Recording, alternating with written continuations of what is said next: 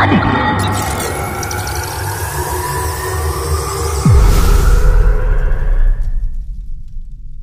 yan na guys. Malinis na. Oh. Ang chandelier ni Bossing na sobrang dumi. Di na makilala kanina. Ito, sobrang kapal ng dumi nito. Grabe. Simula. Mahigit 10 taon. Ngayon lang ito natanggal. You know, kinalawang na. Oh. Ay. You know, kanina sobrang dilim. Kaya pala, antindi pala siya ng, ito, nabulag na pala nito sa dumi.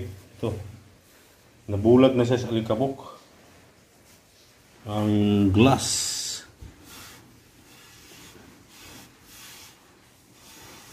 Yun lang na linis sa mahabang panahon. Nakakatakot naman kasi mabasagin. Yan o. Yuhu! Isasara na ni host. Pwede na ito isarado. Nakuhanan ko na ng picture eh. May kaunti pa pala linisin. Si gilid.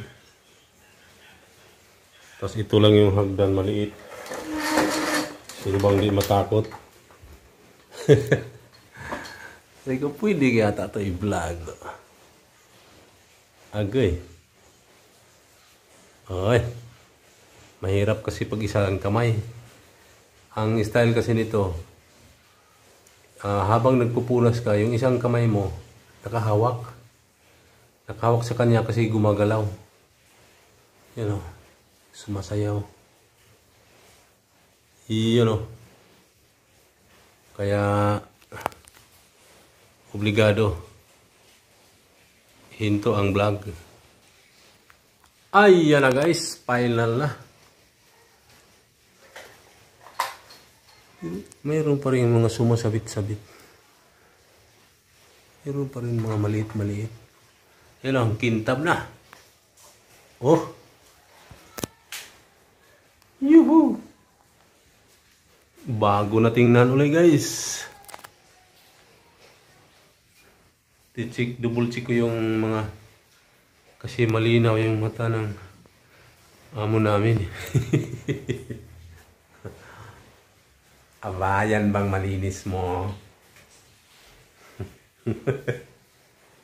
Ikutan ko kasi ikutan di pa naman ito nalinis buo, pero yung mga ilaw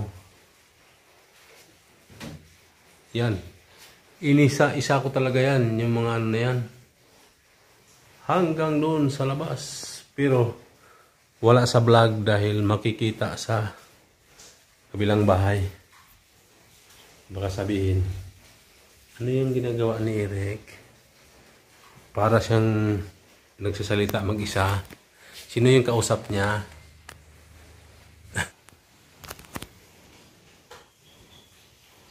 Paano kaya ito guys?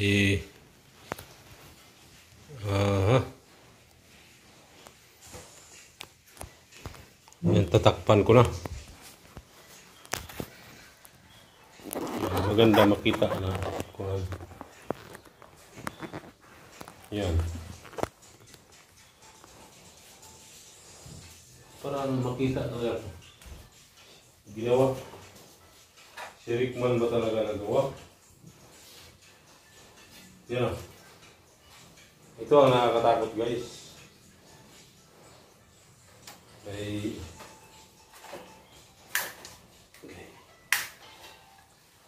Lazada.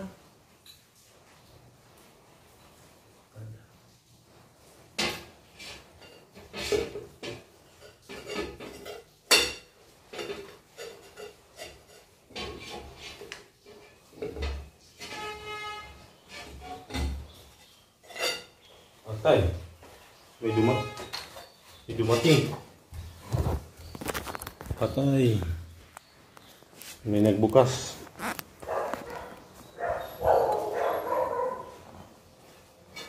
May nagbukas.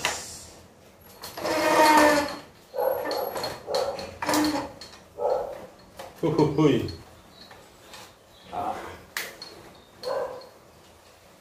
Ito mahirap ibalik.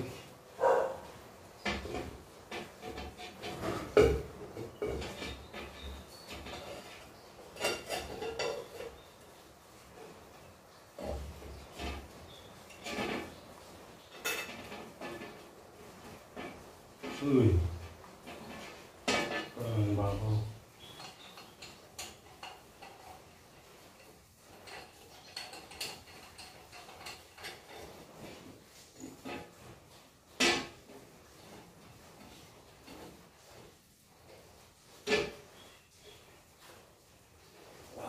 Init.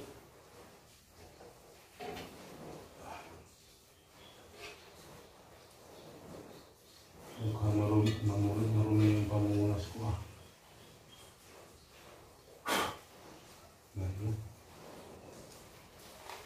Ay, yan na guys. Hindi na tayo matakot.